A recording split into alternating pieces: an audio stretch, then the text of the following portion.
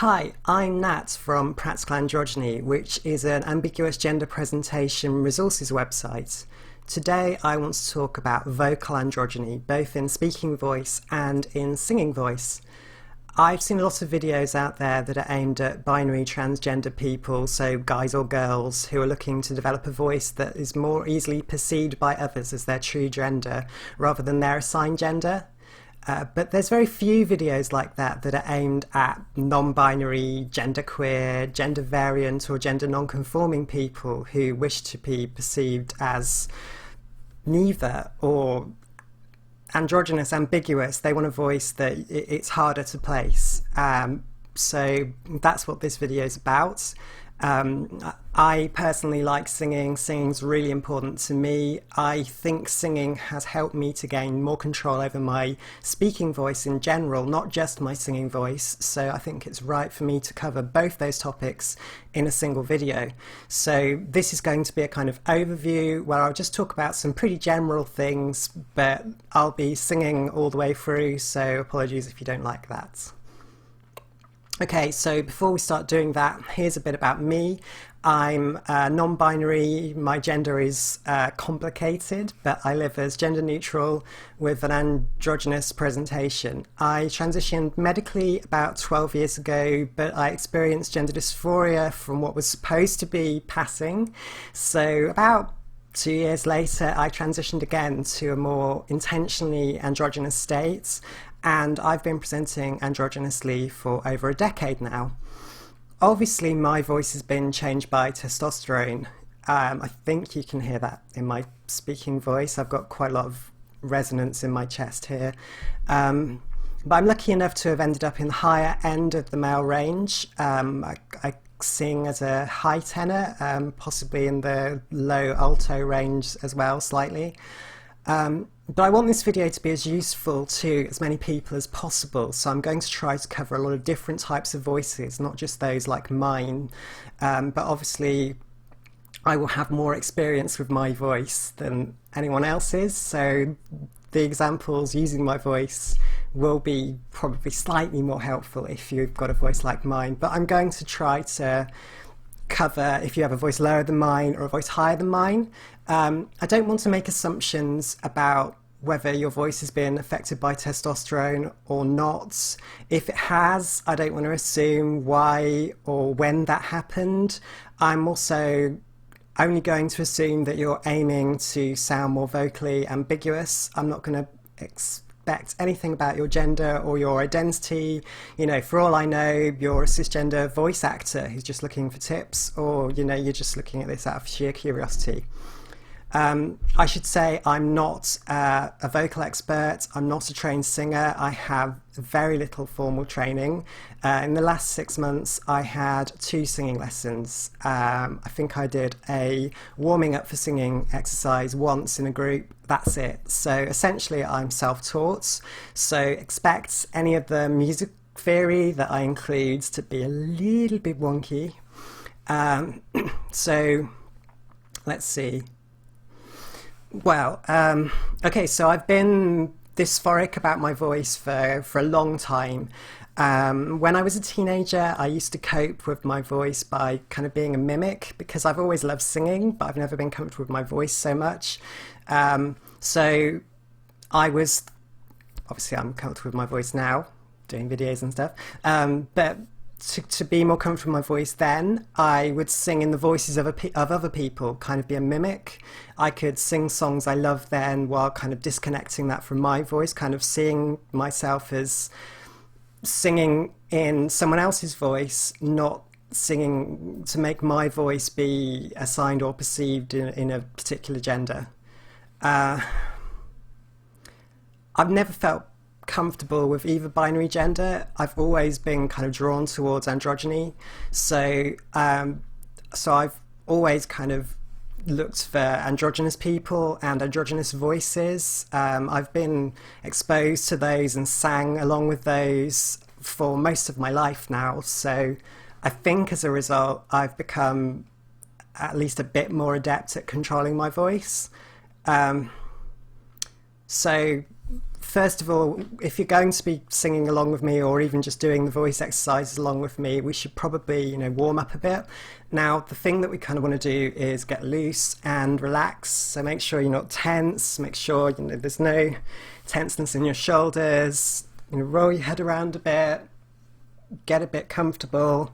So you want to be properly relaxed. I've got a lovely, nice hot drink here. This is sweet ginger tea. Lovely.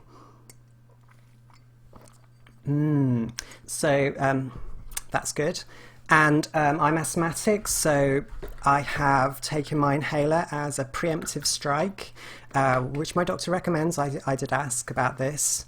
So you might also want to do a bit of a vocal warm-up, kind of going to lower areas and higher areas. Your voice is done, la la la la la la la, all that sort of thing.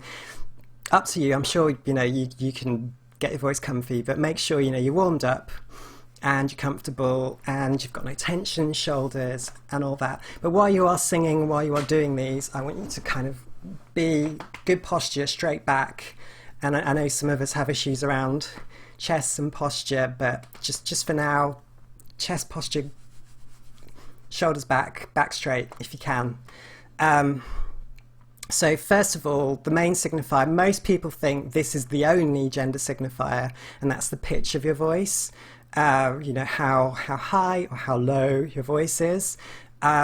Pitch of your voice can be extended by altering kind of where you speak from. That's kind of, your voice kind of resonates in different places. Of course it comes from your throat, but you can kind of visualize having it just come from your throat or from your head and have like a higher head voice, or having it come from this kind of resonance chamber you have in your chest here, so having a chest voice. And so let's kind of look at those two commonly conceived head voice and chest voice. So you've heard my normal speaking voice now, and you've probably heard it going all over the place, but that's just me. So you've heard me speaking. Here's my unaltered singing voice. Nothing really fancy going on here. This is Secondhand Songs. I think it's by Jonathan Turner. So just do a bit of a chorus of that. I sing second-hand songs, tunes polished by time. The lyrics aren't fancy, they don't always rhyme. The chords are all simple, voice may not be strong, but I've learned joy and grief, love and sorrow and peace, singing second-hand songs. So that's your unaltered, for me, that's my comfort point where I would sing if I'm singing it. And like I said, I'm a mimic. That wasn't mimicking, that was just my voice, me singing it, without me doing any of my androgynous techniques. So let's have a look at chest voice. I think that's a good place to start because, obviously my voice has been affected by testosterone, so my chest voice is more impressive because it's resonant and deep. So let's do, it sounds a bit silly because it's not really my natural speaking voice, but I can bring my voice down a little bit and speak down here. I sound rather like I'm in RADA, don't I, darling? But anyway, speaking in my chest voice here, you're kind of doing a bit of a Brian Blessed impression. Gordon's alive! Yes, okay, so I'll kind of bring that back up again. There we go, now I'm just speaking like normal again. So yeah, chest voice, very silly. But if you have a particularly high voice, if your voice is generally perceived as female and you want to get it a bit lower, you will have resonance in your chest. It isn't as impressive if you've not been on testosterone, but you can do that, and you can look online. There are things up for naturally transitioning trans guys that will be useful for you when you're looking at how to train your voice there. Going on to a singing example, as I said, I do that for everything. The example that's my go-to for impressive chest voice only, where I sing it with chest voice and nothing else, is the song by the Crash Test Dummies, who I believe are Canadian. So here's a little of that. I hope I can remember what the lyrics are. We'll find out now.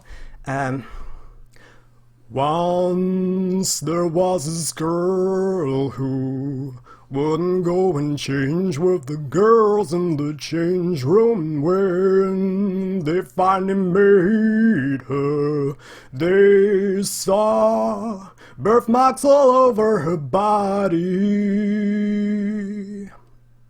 She couldn't quite explain it, they'd always just been there. Yeah, highly recommend that one if you're taking testosterone and tracking how low your voice can go. Sing that every day, and it's, yeah, fun times. So yeah, that's your chest voice. So let's look at head voice now. Head voice is just cutting out all of the chest resonance and trying to pinch your voice and keep it up as much in your head, so your voice is kind of going up here. You've got no or little chest voice, as much as you can get away with, so just go right up here. Chest voice, head voice, head voice, head voice, head voice, head voice, head voice, head voice, head voice. Yep, there we go, up there. And you can make it even sillier, which is probably bringing in some falsetto, I imagine. So I now sound almost ludicrous, and probably go even higher. There we go. That's just ridiculous, isn't it? So now I sound like a kind of twee little girl, which is just strange. But obviously, that's probably also going into my falsetto range as well, which is why it's quite weak and tinny and thin, reedy and thin. But yeah, if I bring that down a little bit more, that's kind of coming back into mixing up with some chest voice and sounds a bit more adult, a bit more like a human being and not a cartoon character. So that's what you can do there. If you're interested in learning how to do that sort of thing, to bring your voice up and make your voice go into that more kind of stereotypically female range, if you have a testosterone affected voice, or if you're just naturally got a deep voice and you'd prefer to make it higher, whatever, I'm not going to make any assumptions here. If you'd like to do that, just Google around or look on YouTube for tutorials aimed at helping trans women find voices they're comfortable with.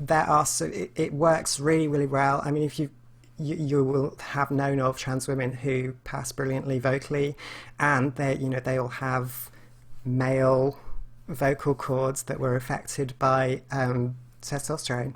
So yeah, I think my voice is now slightly higher than it usually is. Let's just see if I can bring that back down to where I normally talk. There we go, that's better.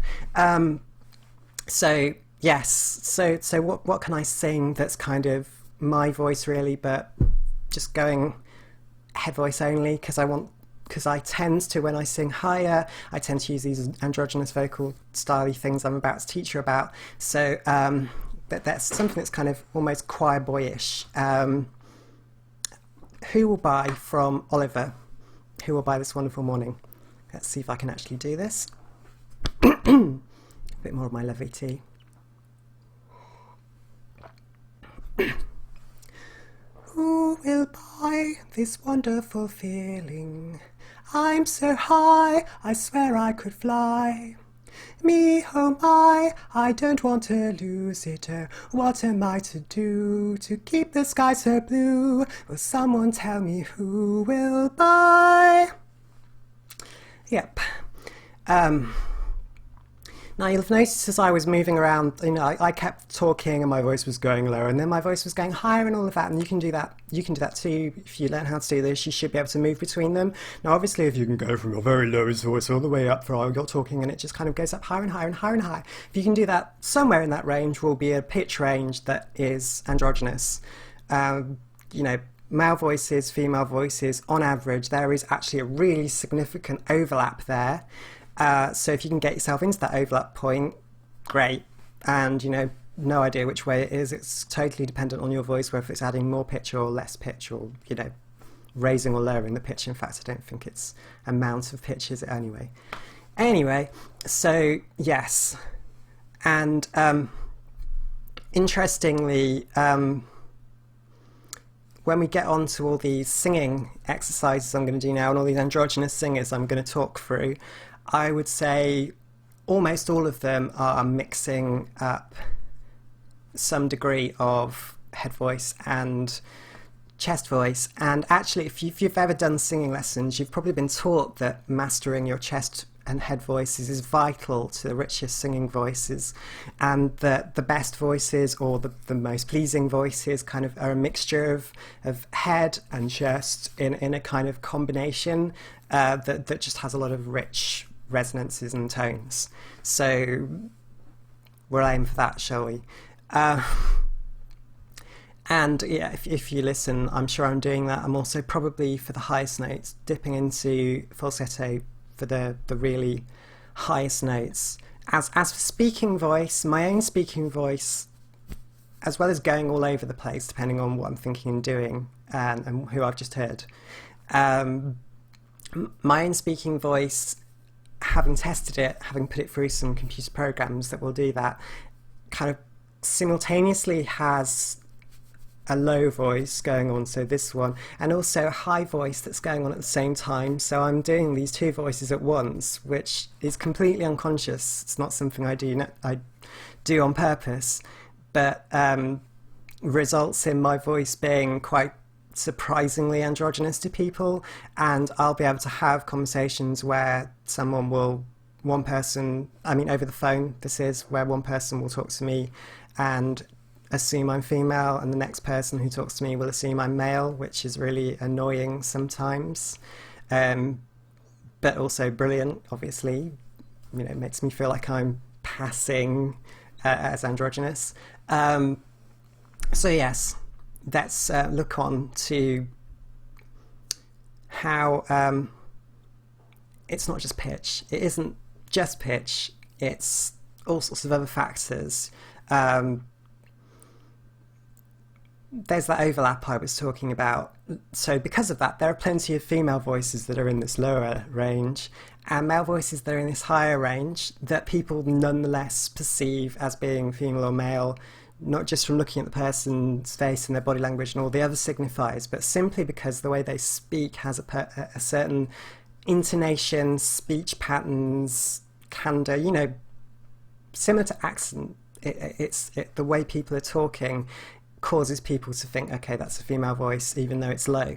And your main example of a low female voice is Joanna Lumley, who played Purdy in The Avengers back in the 60s, and Patsy from Absolutely Fabulous in the 90s. And she has quite a notably low voice, but it has a female quality, the speech patterns, the intonation, and it's kind of husky and whispery, so she can say "sweetie darling, darling, sweetie, sweetie darling," and it's quite low, but it sounds quite this is sounding more like Margaret Thatcher now, I'm afraid. But you can make that voice be quite a mature sounding voice that has a female quality.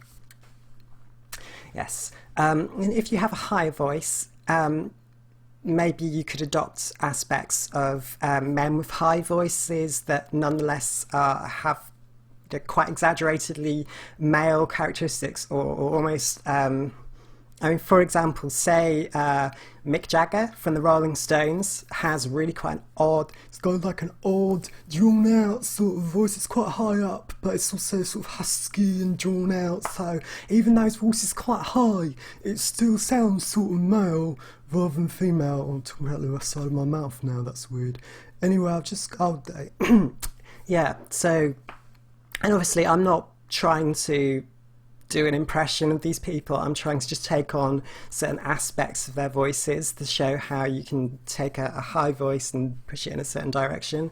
They're exaggerated and they're sort of silly, but you can learn to listen out for other celebrities, whatever celebrities have voices in a range like yours, and then pick up what of their range is, what of the way they speak makes them sound more female or more male, whichever is not the one you're perceived as, and you're trying to push more into your voice, and do the same. I can do that. If I'm on the phone and I really want to be heard on the phone as being female, then I could go, oh, the higher pitch ranges aren't being done, so I'll do a little kind of posh bit and say, hello, could you please pass me through? It's silly, but where's my voice? Oh, here it is. Okay, so you know, these are things you can do, and there are things where if people can't see your face, that's a cue, and maybe you can use different things if you say on the phone to what you do when you're talking in person to make sure that you're balancing the cues that are there gender-wise. So looking at these, going into kind of singing voice, you know, there are men who have high voices who are still perceived as male. I mean, for example, and I know this one is one of those songs that makes everyone cringe nowadays, and, you know, not very cool to like or anything. But James Blunt, Beautiful. Here, I mean, when you get James Blunt being interviewed, he's actually got quite a soft voice and quite a high voice. It's quite strange. So James Blunt, for example, sings kind of like, if you've got a high voice and you're trying to sound a bit more towards being perceived as male, try singing James Blunt, see if you can get there. So that's kind of like, my life is brilliant, my love is pure, I saw an angel, of this I'm sure, smiled at me on the subway, she was with another man, and I won't lose no sleep on that, 'cause I've got a plan. You're beautiful, you're beautiful, you're beautiful, it's true. I saw your face in a crowded place, and I don't know what to do, 'cause I'll never be with you. And you'll note that that doesn't sound like James Blunt. That sounds like me, but I am kind of taking on aspects of his voice. And so you know, maybe you're not quite at James Blunt's level and you're trying to get those aspects in there. So, you know, you might shift the pitch, shift the key slightly so it's somewhere you're slightly more comfortable with. And, you know, it's an impersonation. You're not trying to learn how to be an impressionist, a singing impressionist. You're trying to learn how to kind of take on aspects of other people's voices. So, you know, don't get too beat up if you can't sing it perfectly, and don't expect to be able to sing one of these. As I said, these ones are all ones that fit into my vocal range, but as I said, you know, I'm kind of overlapping tenor and alto, so that will possibly fit you. If not, you know, you can shift key, you can look around, just keep your eyes out for people who sing in your vocal range but are perceived as a different gender. Or close to your vocal range. The other one I do is Tracy Chapman. Her songs, well, her voice is kind of got this kind of almost this kind of sweet. It's lower than it's definitely lower than James Blunt. She sings in a kind of sweet, soulful, kind of definitely androgynous voice. I think absolutely. So bit of that. I should probably not do so much of these. I would have been going for 20 minutes, blimey. Okay. You've got a fast car. I want a ticket anywhere. Maybe we can make a deal. Maybe together we can get somewhere. Any place is better. Starting from zero, got nothing to lose. Maybe we'll make something. But me, myself, I got nothing to prove. If you've got a perceived female voice, well, actually, this one is kind of overlaps both, I think, but quite famous for being an androgynous singer, or vocally androgynous singer. You know, only her voice is androgynous. Would be Nico. What is under that desk? Sorry about that. Would be Nico. Chelsea Girl, 1960s, recommended. I can't really do this voice, but it's kind of sort of posh. But the main thing for Nico that I found really useful to copy is that she goes low in my range, but she doesn't go into the chest voice to do the low notes. So it's kind of trying to be low without adding resonance. So let's see if I can do this. This is These Days, or a bit of it. I've been out walking. I don't do too much talking these days. These days I seem to think a lot about the things that I forgot to do, and all the times I had a chance to. Singer that trans women, or at least back in the 90s and early noughties, trans women liked Tori Amos because she has, a very female voice, but is kind of in a high tenor range, so, or thereabouts. Can't do it very well, but here's an example of that. Seek her out, I'd say. Never was a cornflake girl. This sounds more like Brian Molko. But there was a good solution, hanging with the raisin girls. She's gone to the other side, giving us the old heave-ho. Things are getting slightly gross, so yeah, can't do that. Male singer who's in quite high range is Thom Yorke from Radiohead. For example, "Come, police, arrest this man, he talks in math. He buzzes like a fridge, he's like a detuned radio." Yes. Mama Cass Elliott from Mamas and the Papas. She's in my vocal range and quite fun to sing that. Stars shining bright above you. Night breezes seem to whisper, I love you. Birds singing in the sycamore tree. Dream a little dream of me. Soul music's often got a rich, multi-toned, androgynous tone. I think probably Tracy Chapman fits there as well, really. But for example, if you've listened to Aloe Blacc, who's been around in the British charts recently anyway, and classic soul singer Nina Simone, they're both quite similar in the way they sing. Aloe Black's recent hit was I need a dollar, that's what I need. Hey, hey, I need a dollar, that's what I need. Hey, hey, yeah, I need a dollar, that's what I need. If I share with you my story, would you share my dollar with me?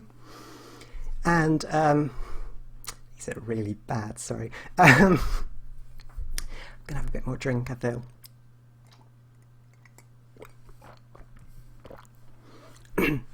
Nina Simone,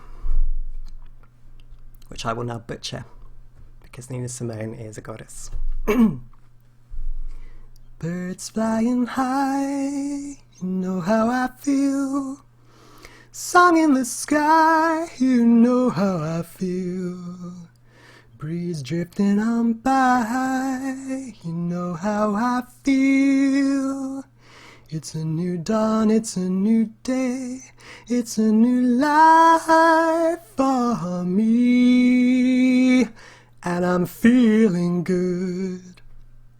If you really want to do an exaggerated, learn the tropes of this vocal style before getting back to natural sound, try impersonating Heather Small from M People, because that one's quite OTT.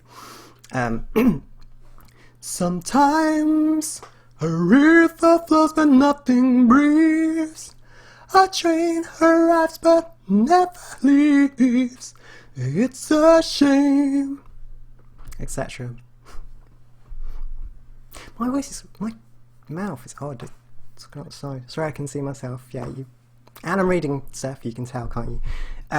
Anyway, if you have a kind of if you're got a low enough voice that you're having to use your falsetto, which is really high for me, but if you're having to use your falsetto, it's possible to sing in your falsetto and to do it in an androgynous way. I mean, there are male singers who sing in falsetto who just sound like they're singing in falsetto. Jimmy Somerville. I can't get my falsetto there, but people, for example, say Skin from Skunk Anansie. If you've ever seen her get interviewed, she has like this really, she's got this voice that's like really tiny and high, and you're really surprised that she's got this little voice. She's just talking, and it's really quiet and tiny and like a mouse, and you think, wow, she's just so big and ooh when she's singing. For you know, which again, butchering this, but called you brazen, called you horror to your face. I watched you silently and publicly disgraced.